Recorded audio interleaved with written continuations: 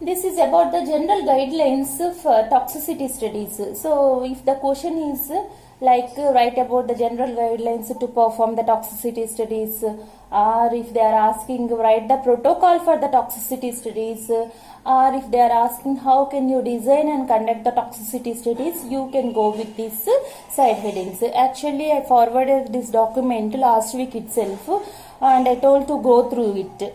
So here that is if the question is for 5 marks, write about the acute toxicity studies or subacute toxicity studies or chronic toxicity studies.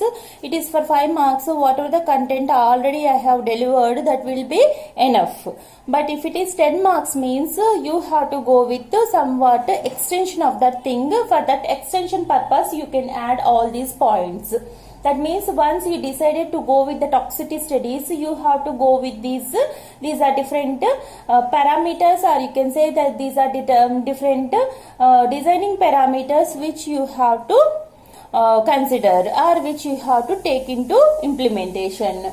So the first one is, so whenever you want to design a toxicity studies or if you want to write a protocol for the toxicity studies, the first one is GLP, that is good laboratory practices. So whatever the studies we are conducting, that is the toxicity studies we are conducting, they should strictly according to the good laboratory practices. And whatever the toxicity study you are going to do, that should be approved by IAEC.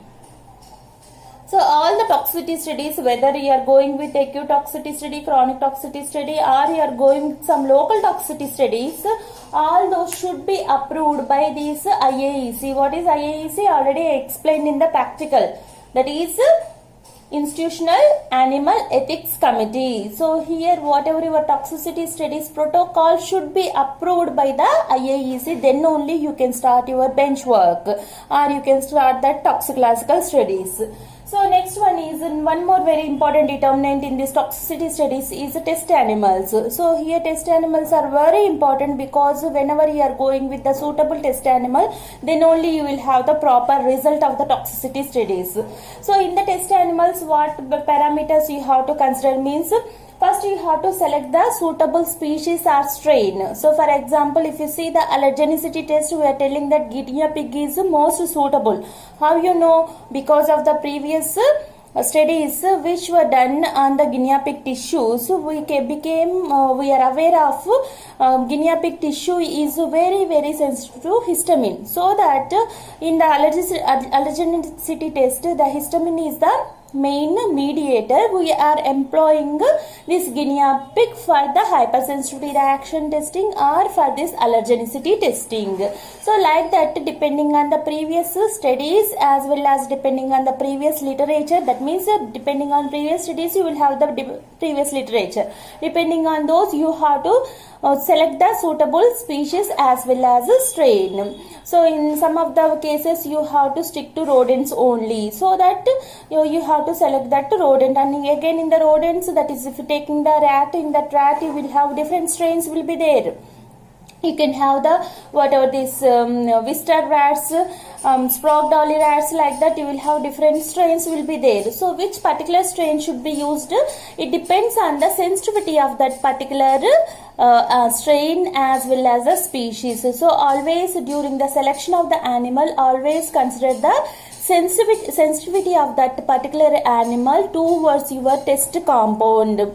So how we know means you have to do, if there is no literature means you have to go with some tissue studies, that is you have to go with some in vitro studies. Depending on in vitro study result, you will aware of whatever your test substance, whether it is sensitive towards that particular species or towards that particular strain of that selected species.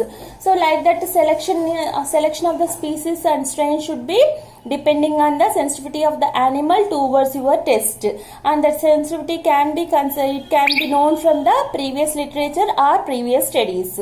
Next one is age of the animal. So generally age number as well as the sex of the animal which you should use in the toxicity studies. So generally you have to go with young animals. So toxicity study should be done on young animals. And the number of animals varies, no. So the number of animals depends on the duration of your toxicity studies. If it is acute toxicity studies, you can go with relatively less number of the animals. If it is a chronic toxicity study, you have to go with the more number of animals. So the number of animals, it is mainly depending on the type of toxicity studies which you are performing, or duration of the toxicity studies which you are performing, and also whenever you are having the necropsy. So in between the study, if you want to go with the necropsy, some animals will be wasted, so that you have to increase the number of animals. So here, that is in some of the cases, intermittently also you have to sacrifice the animal. That is not at the end of the toxicity study. Intermittently also you have to sacrifice the animals, and you have to go with the necropsy studies. In such cases, you have to increase the number of animals.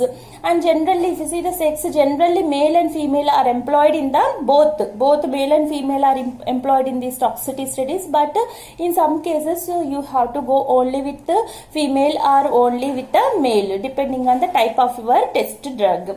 Next one is caging and diet. So always you have to use a single cage, that is a single animal should be placed in a separate cage. So generally caging should be single caging for toxicity studies. And if you see the diet, so here always you have to go with whatever the balanced diet. So you can call it as ad libitum.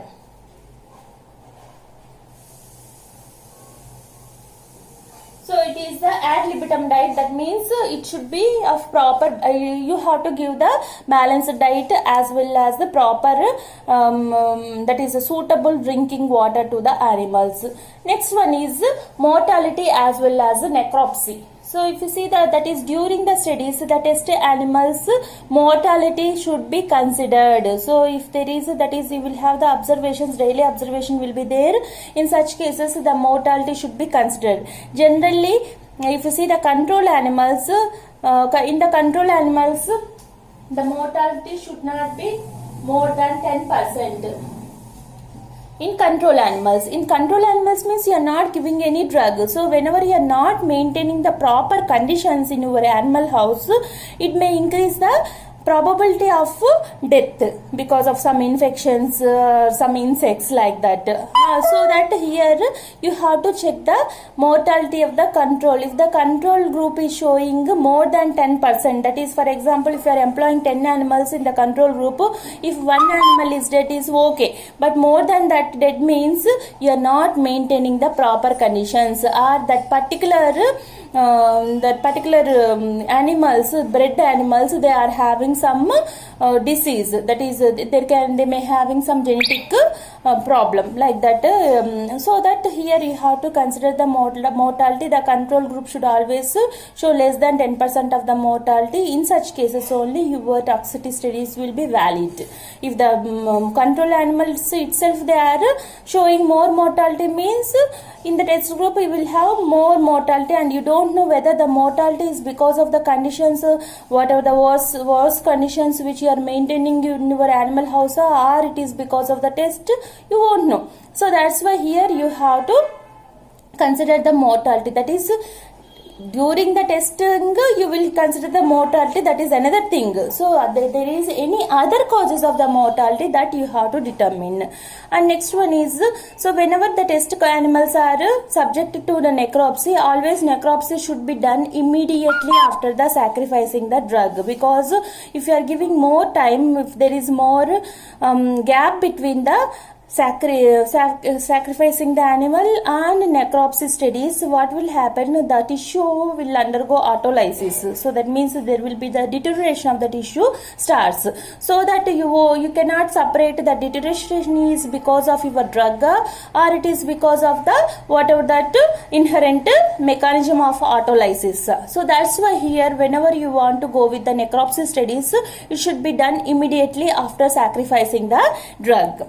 Next, coming to the test substance. So if you see the test substance, the purity of the test substance is very important, and always you have to go with the test substance which the same test substance which you are going to use in the in your so and so formulation of your drug. So that's why you have to use the same test. Same substance should be used which is going to be placed in the market. You cannot go with some other salt. You have to, that is, you may have the same base, but if you are going with the other salt means in such cases this won't be accepted. So if you are going with some sodium salt of a pure drug, you have to use sodium salt only. If you are going with some HCl salt of some drug means you have to use that only. Even that salt also should not be varied. So exactly same compound you have to employ for the toxicity studies. And identity and composition of the test drug should be known. So whatever the test drug you are using, its identity as well as its composition should be known, and it should be noted in the test report.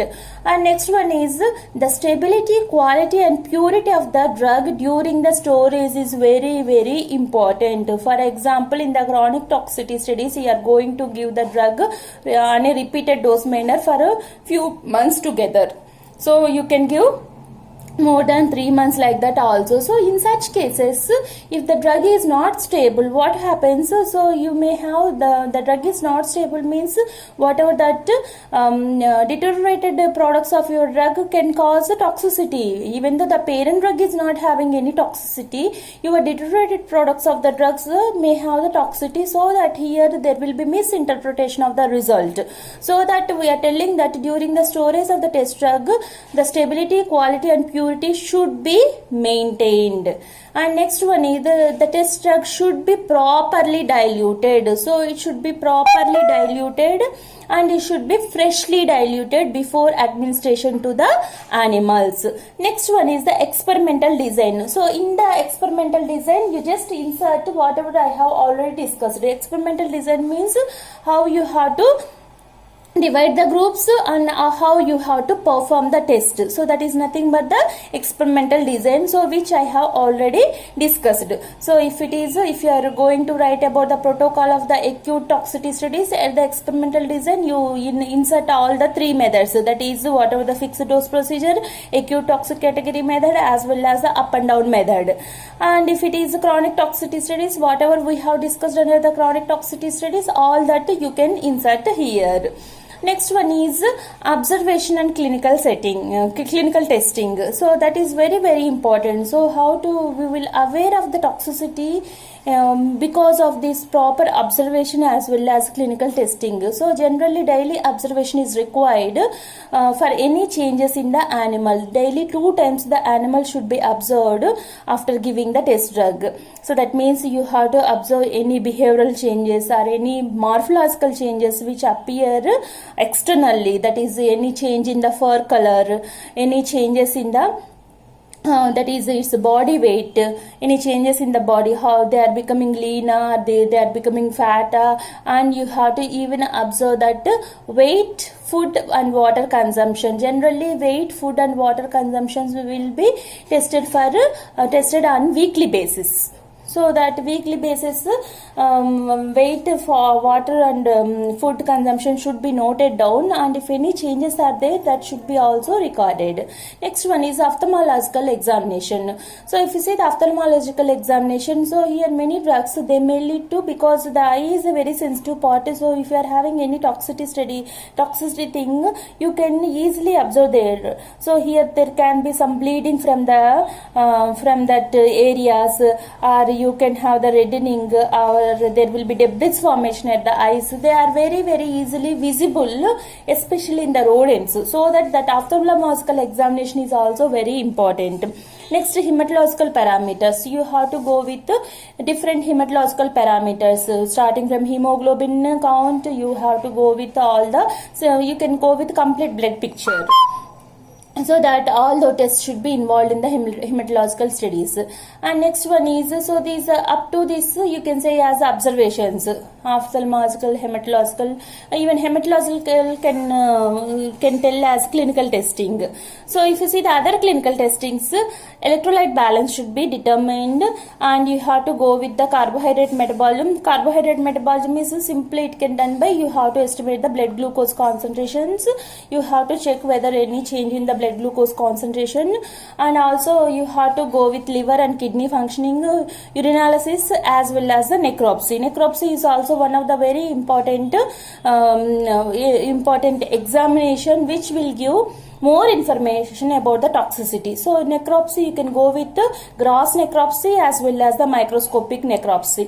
Gross necropsy means you have to that is after dissecting the animal, after sacrificing the animal, you have to dissect the animals and you have to see the whatever the gross morphological changes which you can see with the naked eye. That means is there any change in the gross weights of the different organs. So organs also, they should be, their weight should be also measured. So whether they are showing any changes in the weights or any visible morphological changes are there, or any debris formation or any fluid accumulation, abscess formation, all this can be seen in the gross necropsy. And if you see that microscopic necropsy or microscopic examination, you have to check for the histological changes, how different tissues in the affected organ they are showing histological changes. All those should be observed properly.